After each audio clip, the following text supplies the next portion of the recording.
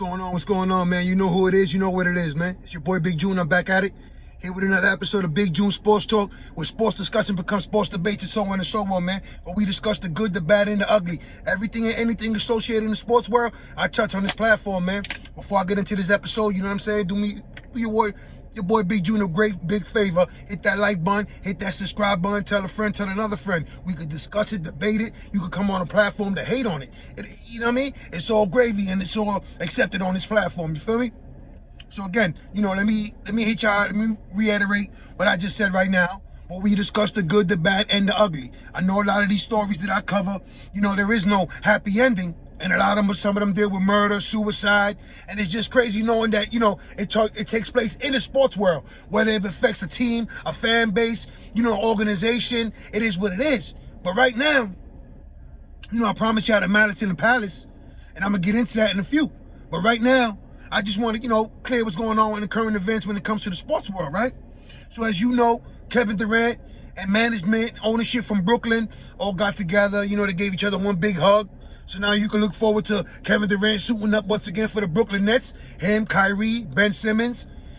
So now that we know that Kyrie and KD are back in the fold, you expect big things from Brooklyn, right? I know that's the hometown. Shout out to Bushwick. That is the hometown of the city.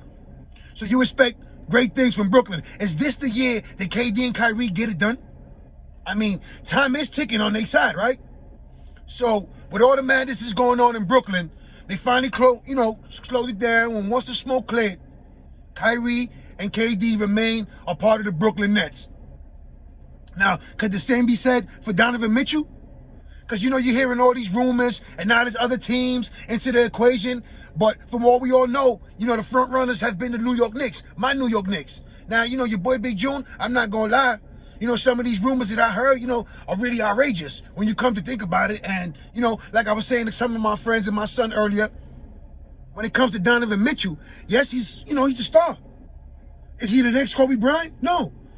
So, you know, all this premium or unprotected first round picks, I understand from a general manager's standpoint, trying to get a king's ransom.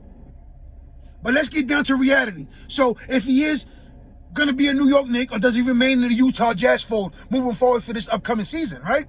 So if there is a surprising team laying in the shadows, in the wings, like Toronto Raptors did and acquired Kawhi Leonard a couple of years ago, then make that move. You know, because training camp is slowly but surely coming.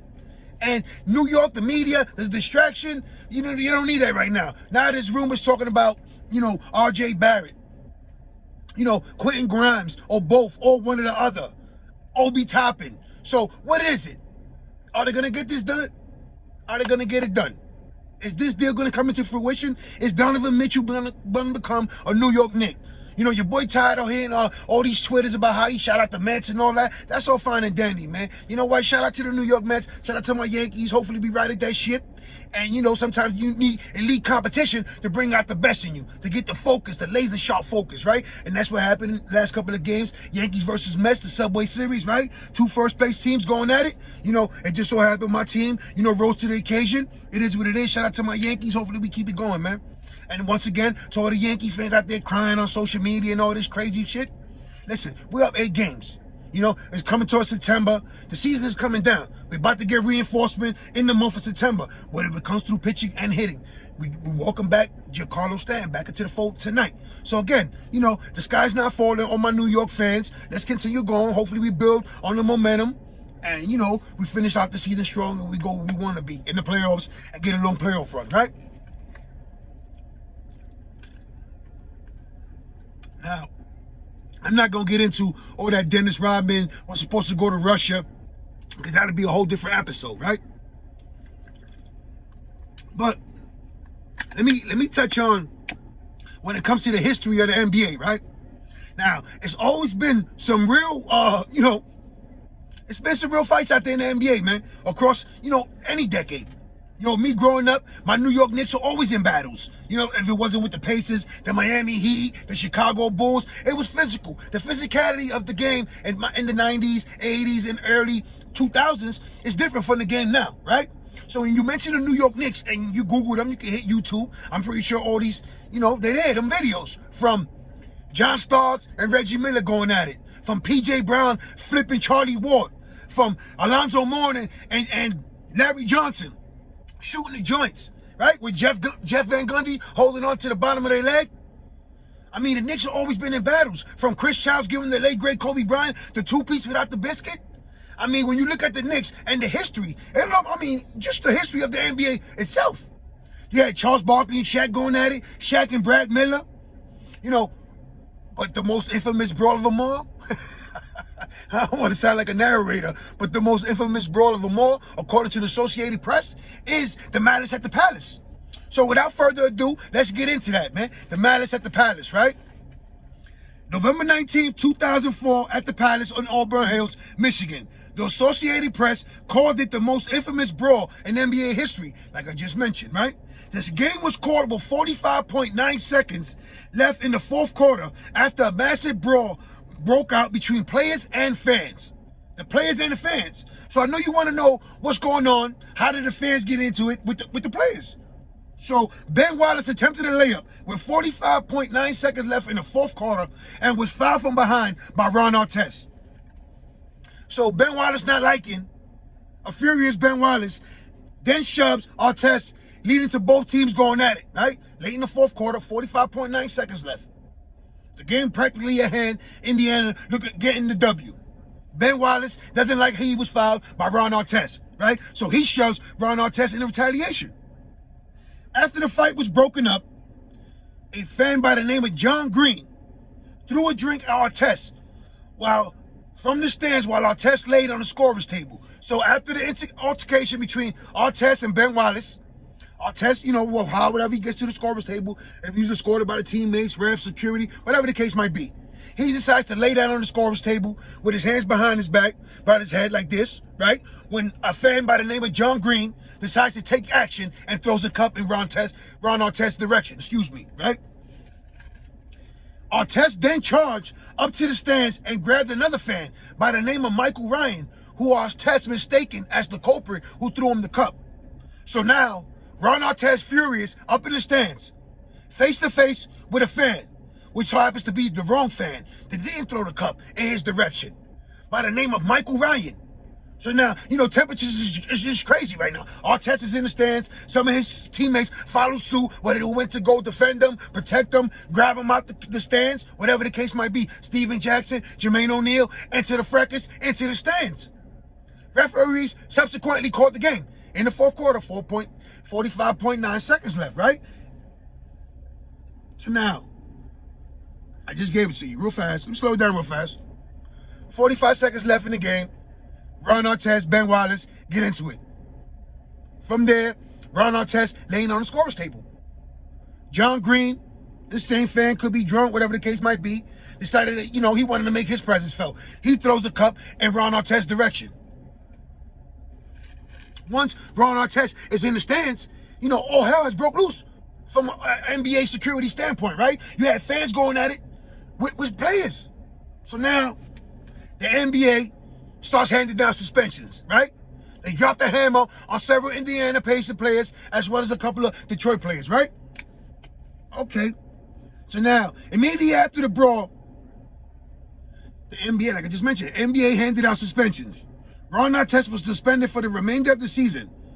73 regular season games, and 13 in the playoffs for a total of 86 games. So basically, when Indiana and Detroit got into it, it was the 9th game of the season because an 82-game season for the NBA, right? So he misses out on 73 games during the regular season and the 13 that the Pacers qualified in the playoffs for, right? For a grand total of nearly $5 million lost out on salary for those 86 games that he missed out on due to the suspension. Steven Jackson was suspended 30 games and lost out on $1.8 million. Jermaine O'Neal was suspended for 25 games, but was reduced to 15 on an appeal and lost $4.2 million in salary. Ben Wallace suspended 6 games. Anthony Johnson suspended 5 games. Reggie Miller suspended 1. Chauncey Billups suspended 1 game. Derek Coleman suspended 1 game. And Eldon Campbell suspended 1 game as well. Now, those are some real throwback names right there I just gave you towards the end of the list, right? Eldon Campbell, Derek Coleman, you know, that's my era. So now the NBA hands out suspensions. In the week following the suspensions, the Players Union appealed the suspensions of ARTEST, Jackson, and O'Neal, saying that they thought the Commissioner Stern had exceeded his authority. So now let's slow that down for a second, right? Like I said, the NBA dropped suspensions down. The Player Union quick to intervene, say, wait a minute, we understand the gratitude, the magnitude of the situation, and we're not arguing that they shouldn't be suspended. However, suspended for 73 games. The remainder of the season was Ron Artest. Steven Jackson, 30 games. Jermaine O'Neal, 25. So with Chauncey Billups and Ben Wallace being the recipients of the most on the Pistons side, so the disparity in suspensions is why, the Players Union appealed it. A federal arbitrator upheld the full length of all suspensions, except of Jermaine O'Neal's, reducing it from 25 to 15. So now, subsequently, after arbitrator ruled, he reduces Jermaine O'Neal's suspension from 25 to 15. However, the NBA appealed arbitration's decision to reduce O'Neal's suspension. In federal court on December 24th, a judge issued a temporary injunction allowing Jermaine O'Neal to suit up until a full hearing was held on the NBA's appeal. So now, once the arbitrator ruled from 25 to 15, it allowed Jermaine O'Neal to suit up for the Indiana Pacers until a full hearing was concluded on the NBA's appeal. O'Neal played for 2 more games before the NBA's case was brought up in the U.S. District Court in Brooklyn, New York on December 30th. So the NBA moved swiftly, to get the appeal in the hearing, right? So Jermaine O'Neal was allowed to suit up for 2 more games. The NBA argued under the terms of the league collective bargaining agreement, Stern had absolute every authority to hand out the suspensions and to be at hand to hear all suspensions when it has to do with on-court situations, right? On-court incidents such as the brawl that took place, the fight between Ben Wallace and Ron Artest before everything escalated, right? So let me repeat that again. Under the bargaining collective agreement, Stern had absolute authority to hand out suspensions and to hear appeals for all on-court incidents. However, the judge ruled that because O'Neal's behavior was an off-court incident when he went into the stands with the altercation with the fans, right? The arbitration was allowed to rule under the CBA, and thus the arbitrator was with his rights to reduce the suspension. So it basically was a game of chess, real fact, right? Tick for tack. The NBA quickly, swiftly appealed the decision of the arbitrator, right? However, the arbitrator had to move himself. Listen, you're right. However, this fight took place off the court, in the stands. So it's not an on-court incident. Therefore, your ruling, is not the final say as that went. So O'Neal's suspension, 25 to 15. Despite O'Neal's successful appeal, no further appeals were made. So, the collective bargaining agreement, the union, once they got the reduction from 25 to 15, they didn't proceed. And everyone else was allowed, the suspensions were handed down and they were made, right? Auburn Hills Police obtained videotape of the fight. Green was identified by county prosecutor David Gochaka, right? Excuse me if I'll pronounce your name wrong, right? So now the police are involved. Security hands over all the footage of the fight from every angle and he was identified quickly, right? Now, how ironic is this, that the prosecutor and John Green, the fan who threw the cup at Ron Artest, were next door neighbors. I mean, if you don't know what a small world is, then what is? I mean, they were actually neighbors. So he was identified like this. Once the image of him was given to the police and to the prosecutor, this is how fast he was identified, right? On November 30th, the owner of the Pistons banned John Green and another fan, Haddad, from attending any event, including the DTE Energy Music Theater. So any event that was associated with the Detroit Pistons, Haddad and John Green were suspended and banned. They revoked their season tickets and were both issued a refund. So they revoked and stopped the tickets. You're no longer welcome at the arena or at the DTE Energy Music Theater. Matter of fact, we'll take it a step further. Here's your refund. We no longer need your services, no longer needed with us. Thanks, but no thanks, right? This is coming from the owner of the Detroit Pistons. He revoked their tickets and handed both fans a a refund, right?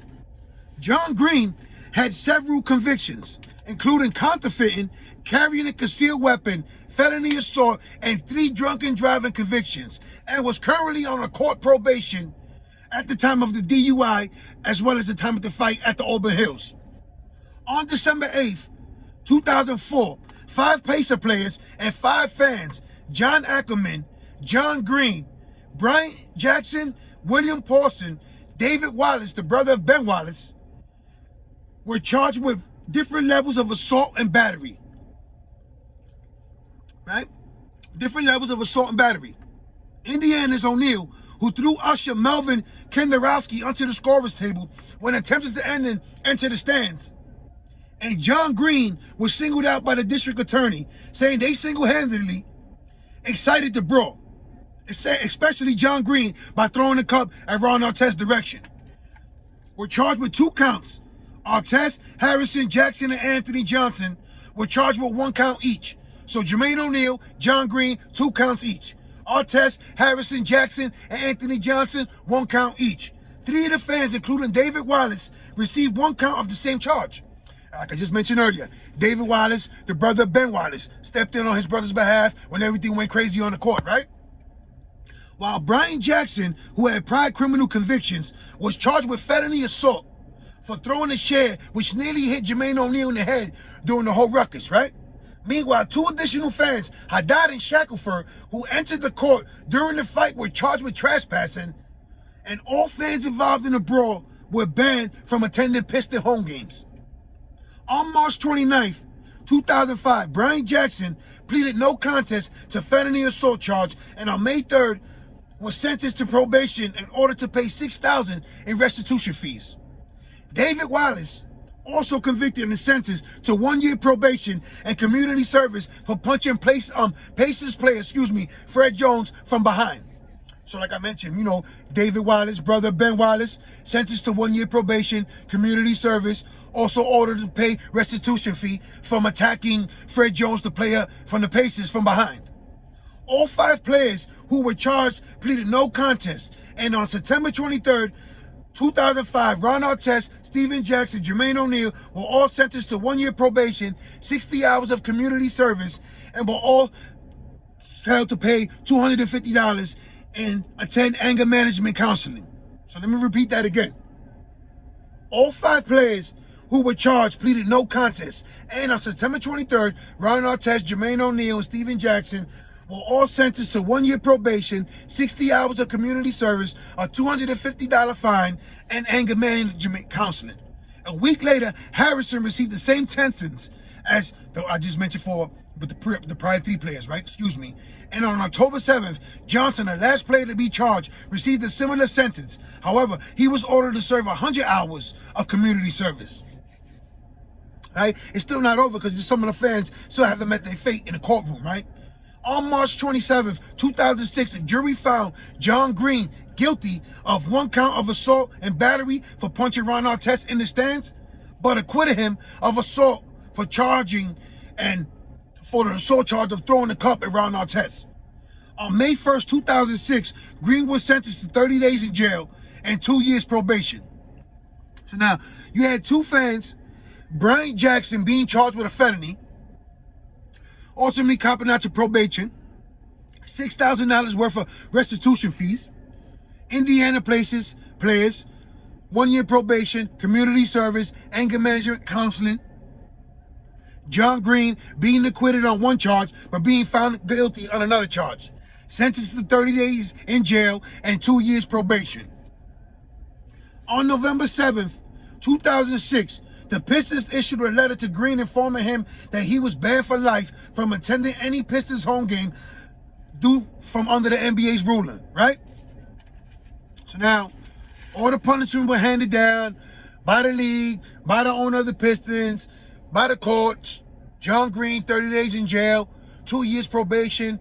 Brian Jackson, 1 year probation. Several Pacers players, 1 year probation, community service, anger management, You know, it's so easy to get in trouble. It's so hard to get out of it. I heard that, you know, after they were escorted, after being berated by Speed and objects, headed into the tunnel, into the locker room, you know, once everything, the smoke had cleared and they were safe in the locker room, you know, I heard that Ron Artest asked, you know, Steven Jackson and them if they were going to get in trouble for everything that just transpired on the court.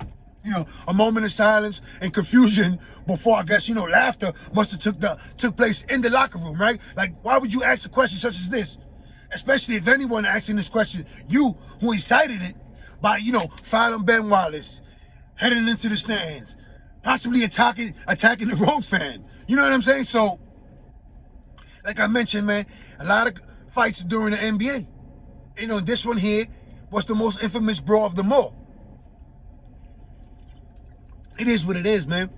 Again, if you want to Google, hit YouTube, I'm pretty sure you'll find a lot of fights from the NBA history, from a former coach Rudy Tomjanovich getting his ass whooped, you know, to a lot of these Knick fights, you know what I'm saying? From Charles Oakley, Anthony Mason, Larry Johnson, Alonzo Mourning, PJ Brown, that Miami Heat Knick rivalry, Jordan, you know, Starks, that confrontation, the two-piece that Chris Childs gave Kobe Bryant, the late great Kobe, happy birthday to the late, you know, and you know, it's just a physical game. You know, tempers, emotions, flair. It happens. That's part of the game, right? But it is what it is, man. So, you know, before I go, you know, hit that like button, hit that subscribe button. Tell a friend, tell another friend, man. All my family and friends out there in New York, man. Stay safe, stay sharp, stay blessed, stay alert, stay on point, man. It's always crazy, man, out here. And, you know, be on the lookout for some of these episodes I got. I'm going to do, you know, just like, not an NFL preview, but I will touch on the up-and-coming NFL season, get into a little Jets and Giants, and just see what's going on. And hopefully, you know, the Yankees and the Mets can make New York proud and keep the momentum going and hit the playoffs. And the NBA season is slowly but surely coming as well. So you already know, maybe the New York Rangers will take that final step and hit the Stanley Cup. You know, anything that has to do with New York sports, your boy Big June, you know, it's all involved. And I'm going to keep notifying y'all about that as well. And I'm going to discuss the good, the bad, and the ugly. Everything and anything associated in the sports world, man. I got some good episodes on the horizon, man. And, you know, I'm just going to keep grinding, doing my thing, man. Thanks for the love, man. I'm out of here. One.